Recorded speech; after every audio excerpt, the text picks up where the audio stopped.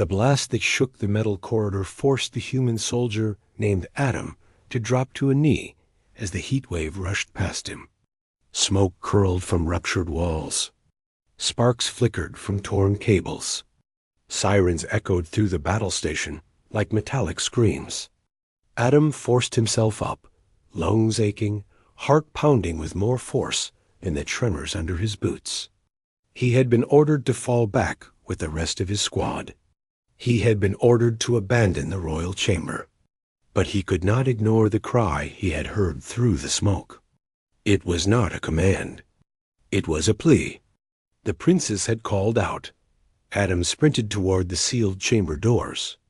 The impacts of enemy fire rattled the upper decks as the invaders pushed deeper into the station. He reached the massive alloy doors and slammed his palm on the control pad. The panel flickered. The doors slid open with a stuttering grind. Inside the chamber, pillars of pale light glowed, reflecting against the silver walls. At the center, the injured princess lay slumped beside the throne platform. Her pale blue skin shimmered faintly under the lights, but her breaths were shallow. A burn mark seared across her arm where a weapon had grazed her earlier. Adam rushed forward, sliding to her side. She lifted her gaze slowly. Her dark eyes were wide with pain and confusion. Her voice trembled as she spoke. "You should have fled." Adam shook his head. "Not without you." Another explosion roared from the corridor behind him. Shrapnel flew past the doorway. Adam moved instinctively, positioning himself between the princess and the threat. His suit hummed as it absorbed dust and debris.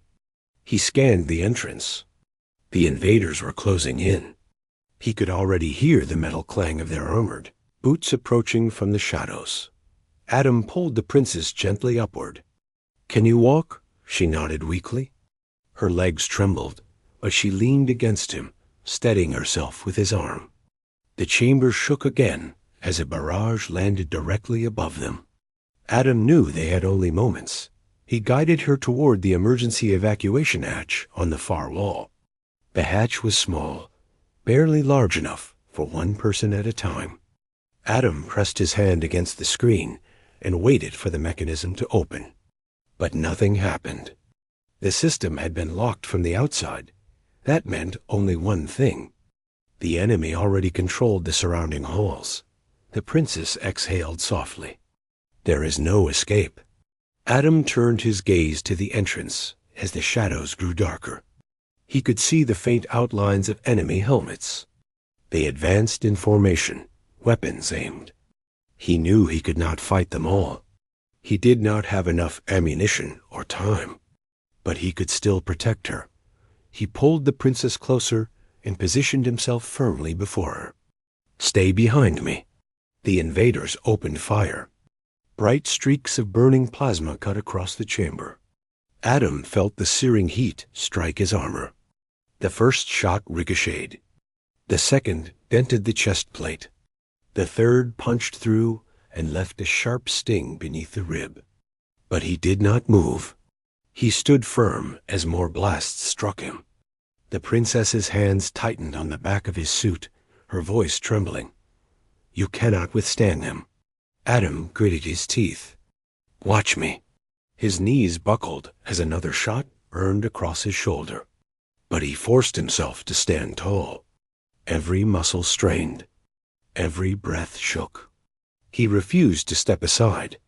The invaders advanced closer, increasing fire as they did so. Adam knew the end was seconds away. He raised his arms to shield the princess completely. Another shot tore across his side. His vision blurred. Then a bright flash ignited behind him. A shock wave of energy pulsed outward, knocking the invaders back. When Adam turned, he saw the princess had activated a hidden emergency device embedded in her arm. The blast had destabilized the chamber's lighting, but forced the invaders back through the corridor. Adam swayed, but managed to hold his footing. The princess caught his arm to steady him. "You did not hesitate. You used your own body to shield me." He opened his mouth to speak, but his legs gave out. He hit the floor hard. The princess knelt beside him and tried to apply pressure to the wounds, her expression filled with urgency. But Adam's breaths grew shallow. His eyes closed. The next thing he felt was light. Soft, warm, gentle light. He forced his eyes open and found himself inside a tall healing chamber made of crystal panels.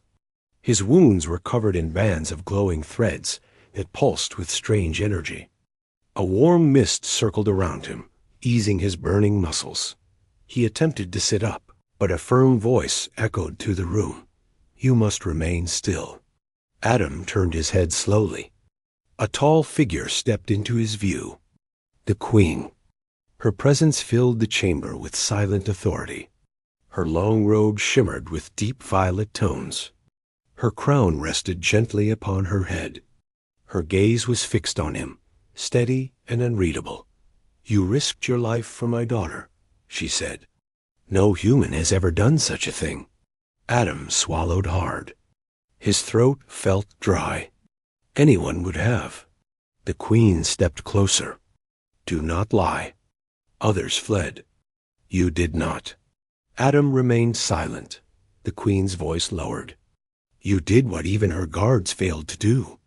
You shielded her with your own body." He attempted to stand again, but the binding threads tightened around him.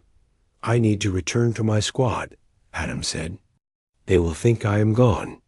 The Queen tilted her head. "You will not return." Adam stiffened. "What do you mean?" The Queen folded her hands behind her back. "You are too important now. A human who saved the air with his own life.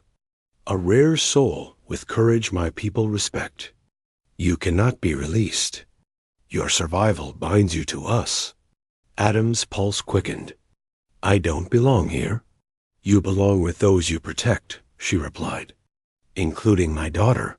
As if summoned, the princess stepped into the chamber. Her arm was bandaged, but her expression brighter than before. When she saw Adam awake, she hurried to his side. Her hand brushed his. A soft relief filled her eyes. "You are alive," she whispered. Adam forced himself into a sitting position, despite the Queen's earlier command. "I'm glad you're safe." The princess lowered her gaze. "You saved me twice. First with your strength, then with your life." Adam inhaled deeply. "I did what anyone should do." "Do not diminish your actions," she said gently. "You stood in front of me when fire rained down. You did not run. You did not hesitate." The Queen observed the two in silence before turning to one of the attendants. "Remove the chamber seal. Let him regain his strength with proper air." The crystal barrier dissolved. Adam swung his legs over the side. The weakness trembled through him. The princess remained beside him, steadying his arm. The Queen approached again, her tone calm but resolute. "You will remain here under my protection. You will not be allowed to leave the palace without escort. You are now a guardian to my daughter." Adam frowned. "That was never my intention." The Queen nodded slightly. "Yet that is your reality." The princess looked conflicted but hopeful. "I know this is sudden, but please understand. What you did changed everything. You proved that humans can be allies beyond treaties or orders." Adam rubbed his forehead. "I never meant to become a symbol." "But you did," the Queen said. In the following days, Adam recovered under constant supervision. Palace healers worked tirelessly to mend the damage inflicted by the invaders. The princess visited frequently, bringing him meals, stories, and updates. She seemed genuinely relieved whenever he showed signs of strength returning. But every time Adam asked when he could return home, the answer was always the same: not yet. Not until the Queen agrees. Not until the security threat has passed. Days stretched into weeks. Adam regained full mobility. He trained in the palace courtyard, practiced with palace guards, and learned some of their language and customs. Yet the sense of captivity never left him. One morning, The queen summoned him to the grand hall. Sunlight poured through towering windows, casting long beams across the marble floor. The queen stood at the center, hands clasped. "You have grown stronger," she said. Adam straightened. "I'm ready to return to my people." "No," she replied calmly. "You are not." Frustration burned in his chest. "I've done my duty. I saved your daughter.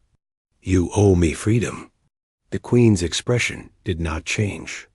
"You saved her life, yes, and now she trusts you. She seeks your presence. She values your judgment. I cannot take away the one person who stood between her and death." Adam clenched his jaw. "I am not a possession." The queen met his gaze. "Then consider yourself a protector, a guardian, a symbol. I never asked for that, yet it chose you." Silence filled the hall. The princess entered slowly, her face soft with worry. She stepped past the guards and approached Adam. "I know you want to leave," she said. "I know this is not what you expected, but I want you to stay, not because you are forced, but because you matter here." Adam looked away. "My people will wonder." "We have already sent word that you survived the battle," the queen said. "They accepted that you remain here for recovery." Adam blinked. "Recovery? That was weeks ago." The queen nodded once. "Yes, and now your path continues. You will stay within the palace. You will serve as guardian to the princess." Adam exhaled slowly. "And if I refuse?" The queen's voice was soft, but absolute. "You will still stay."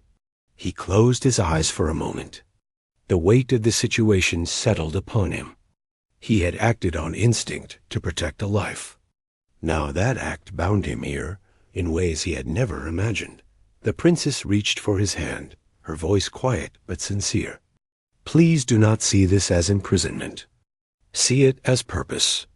You saved my life. Now let me help give yours meaning."